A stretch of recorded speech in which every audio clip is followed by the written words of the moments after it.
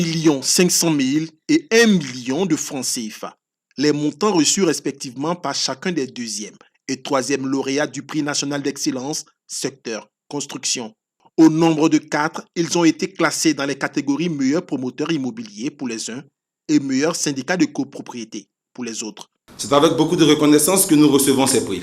Nous vous réaffirmons notre détermination et notre engagement à œuvrer pour la livraison de logements construits selon les règles de l'art et dans les délais requis.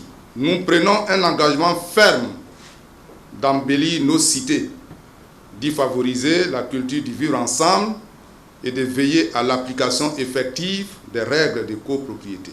Avec environ 800 logements à leur actif, les deuxième et troisième meilleurs promoteurs ont un rôle à jouer pour la réduction du déficit en logement. Ce qui a été fait est bien, mais nous pensons que la demande sur le marché commande que nous produisions en masse.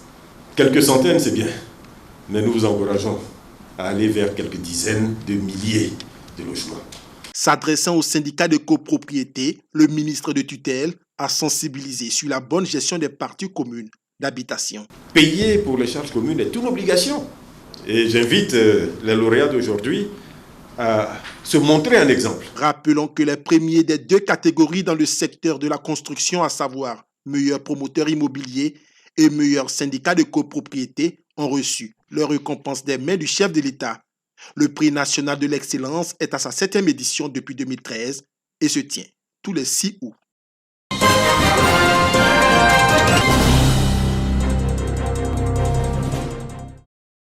Je sens une sensation de grain de sable. Boyo, localité située dans le département de Kouto. Nakaridiata bénéficie d'une consultation ophtalmologique aujourd'hui grâce au fonds de dotation Cornelius, ONG française. Après diagnostic, elle repart même gratuitement avec 2 paires de lunettes. On m'a donné 2 verres, une paire pour la lecture et l'autre pour la vision de loin. Si je devais aller en clinique acheter les 2 paires de verres, ça allait me coûter en quelque sorte 200 000. Plus que 200 000 même. Une consultation ophtalmologique au profit des 163 localités de la région de la Bagoué durant 3 jours. Des ophtalmologues du CHU de Boaké qui ont effectué le déplacement à Boyo s'activent pour établir des diagnostics. La plupart des patients ont une difficulté à la vue. Généralement pour certains c'est de loin ou de près. Et en seconde position, on a aussi des pathologies liées à la cataracte. On a plus reçu des personnes âgées que des enfants, parce que ces pathologies-là sont liées aussi à l'âge. Cette opération de consultation ophtalmologique et de distribution gratuite de lunettes à l'endroit des populations de la Bagoué est une initiative de la Mutuelle de développement de Boyo, MUDEB, et du fonds de dotation Cornelius. On s'est rendu compte que beaucoup de nos parents souffraient du problème d'yeux. Puisqu'ils font le travail de la terre, quand ils ont des problèmes d'yeux, ça les empêche en fait de faire le travail comme il se doit. Le besoin était vraiment là. Et donc nous essayons de faire un peu ce qu'on peut pour les aider. Beaucoup de gens n'ont pas les moyens de s'offrir des lunettes. Donc on a commencé il y a 2 ans à amener quelques centaines de paires de lunettes qu'on avait demandé à nos amis à Paris. Et puis ça a tellement marché et on a amené cette année 3000 paires de lunettes qu'on a eues grâce à Opticiens sans frontières.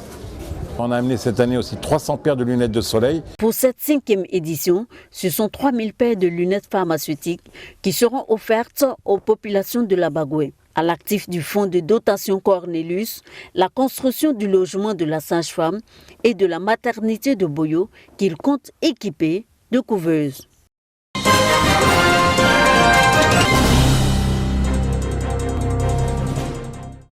L'artiste chanteur malien Mokobé désigné ambassadeur senior pour l'Afrique d'une société de produits de mobilité multimédia installée à Abidjan depuis 3 ans. Pour 2020, cette société s'engage dans le domaine de l'éducation à travers la production de petits ordinateurs mobiles, pratiques, performants pour enfants et adolescents. Une star de la musique urbaine, mais aussi un enfant bien singulier, le petit Maël, le fils de l'artiste, le défunt Didier Arafat, associé au projet. Nous cherchions un parrain pour le projet éducation de 2020. Et Maël a été tout de suite le très bon candidat parce que Maël est premier de sa classe. Nous, ce qu'on voulait, c'était un enfant qui travaille très bien. Didier Drogba, le footballeur et des stars de la musique apportent aussi leur soutien. Je pense que un monde éduqué est un monde prévenant et prévoyant.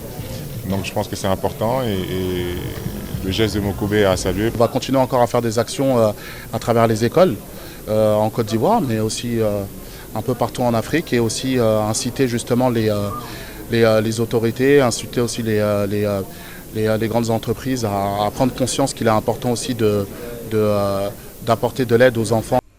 Pour matérialiser leurs activités, Mokobe et Maël et le partenaire ont fait des dons d'ordinateurs dans des établissements des communes de Yopougon et d'Abobo.